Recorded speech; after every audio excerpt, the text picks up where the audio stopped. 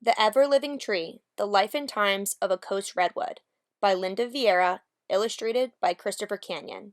Essential question, how do forests and trees slow change?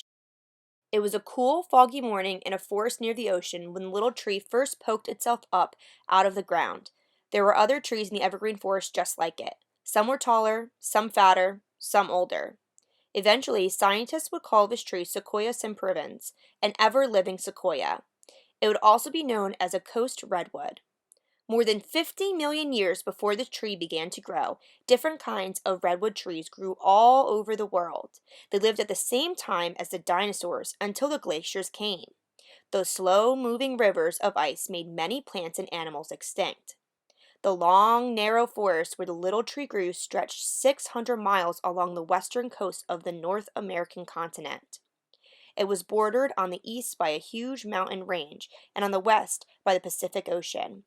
The movement of cold air from the ocean toward the sheltering mountains saved the forest from the glaciers.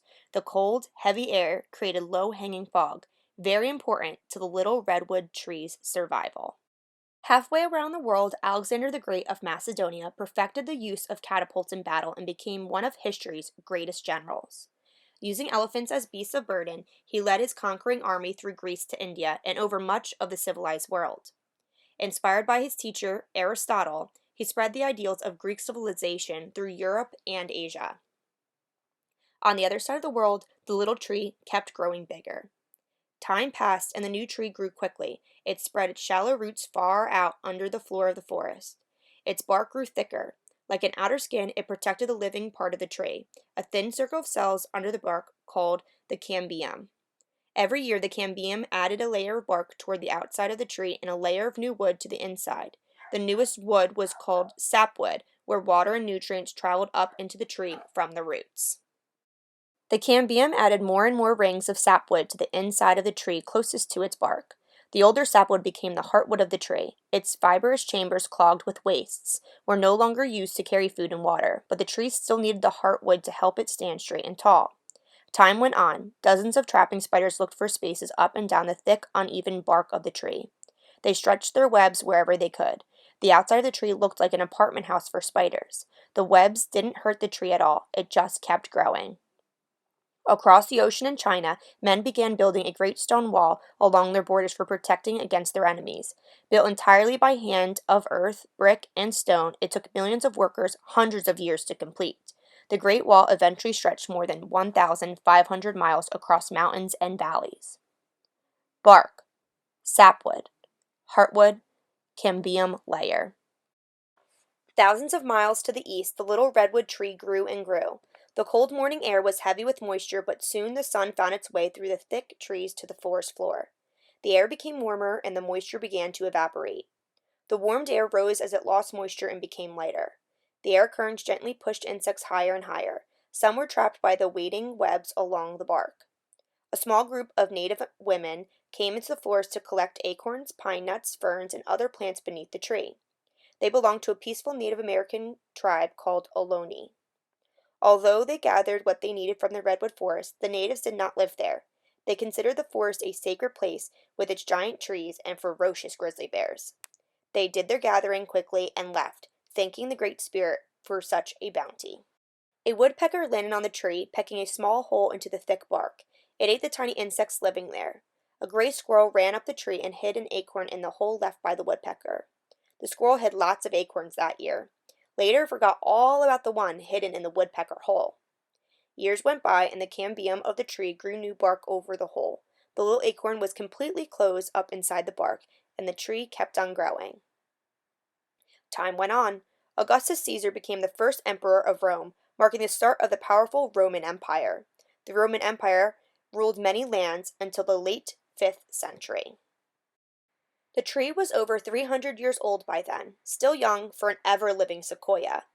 It stood almost 200 feet tall and measured about 20 feet around its base. One day there was a big fire in the forest and many trees burned. Flames ate into the redwood tree near the ground. Fire-resistant elements in the heartwood finally stopped the fire, leaving a low, hollowed-out cave inside. The cambium of the tree was not hurt badly by the fire. It continued to grow new bark around the opening of the cave. Over many years, the new bark almost closed up the opening, while the inside stayed hollow. The tree grew on and on. Almost 9,000 miles southeast of the forest lay the continent of Africa. In a grassy savanna at the edge of the vast Sahara Desert, the kingdom of Kanem flourished as a major commercial center. Caravans brought metalware, horses, and salt from North Africa and Europe to trade there for ivory and koala nuts from the south. In the peaceful forest far away to the west, the redwood tree stood tall and strong. Tiny striped chipmunks ran up and down the tree. They nestled on a branch that grew in a strange and different way. The branch had become a blur. Its wood was curled into a lump, cozy enough for a chipmunk to rest upon. The blur didn't stop the tree from growing higher and wider. By now, it was over 250 feet tall. It was more than 50 feet around the bottom. It grew and grew and grew. A trader named Marco Polo traveled with his father and uncle from Europe to China. They were the first outsiders ever to be welcomed in China. They found gold, jewels, silks, and spices never before seen by Europeans. When they returned home, Marco Polo described the advanced customs they had found in China: a postal system, paper money, and the use of coal as fuel. The redwood tree grew taller and thicker. Its new rings of wood grew closer together like pages of a book. Its bark was almost a foot thick. Its twisted roots sent root-crowned sprouts up through the ground, encircling the tree in a fairy circle. Another smaller fire swept through the forest, clearing away loose brush from around the tree. Dense fibers in the tree snuffled out the flames again before there was damage. Redwood cones fell from the tree's high branches. Many burst open when they landed, and some of their tiny seeds sprouted into new trees. An Italian explorer named Christopher Columbus wanted to find a new route to China. Inspired by the explorations of Marco Polo, he persuaded the Queen of Spain to finance his voyage through uncharted seas to the west. Although Columbus did not reach China, he landed at the southeastern part of North America and called it the New World.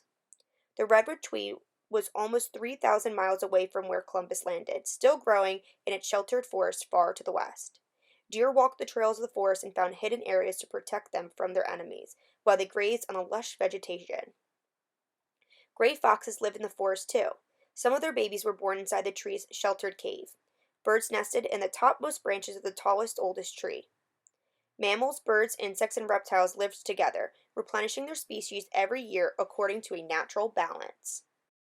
On the northeastern coast of North America, a small ship called the Mayflower brought a group of pilgrims to the New World.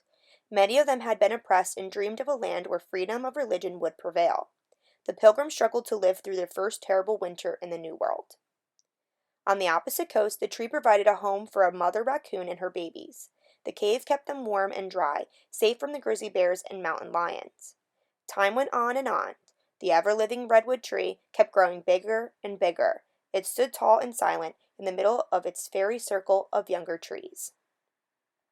The United States of America declared itself an independent nation in the New World with 13 colonies along the eastern coast of North America.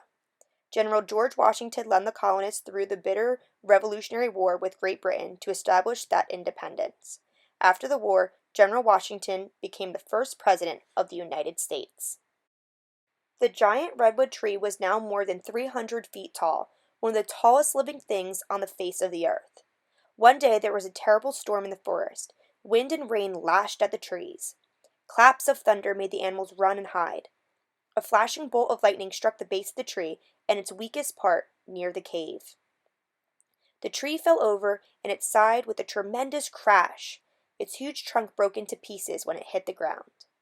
Gold was discovered in the western territories of North America. Thousands of people crossed the continent in horse-drawn wagons, dreaming of riches and new opportunities. Boom towns and cities grew quickly. Hunters, loggers, tanners, and miners exploited the resources of the land. Soon, a railroad reached across the continent from coast to coast. Trains carried settlers to places near the redwood forest, where the vigorous roots of the fallen tree kept growing. Time went on. The life force of the ever-living sequoia would not die. Its roots gave life and strength to the smaller trees around it. Soon, a new tree began to grow up from the broken trunk. Millions of insects used the bark for the old tree for food. Over many years, the wood began to change into a fine dust. Banana slugs change the dust into organic elements, which went back into the soil as nutrients. In outer space, a man walked on the moon for the first time. People watched him on television screens all over the world. Astronauts and cosmonauts from different countries traveled into space. Scientists plan to build a space station hundreds of miles from Earth.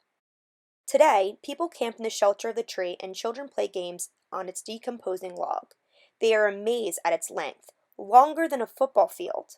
In the narrow, ancient forest, the ever living sequoias keep growing. They stand like giant statues as millions of visitors from all over the world come to marvel at their incredible height. Tiny new trees poke themselves up out of the ground. Life in a coast redwood forest goes on and on.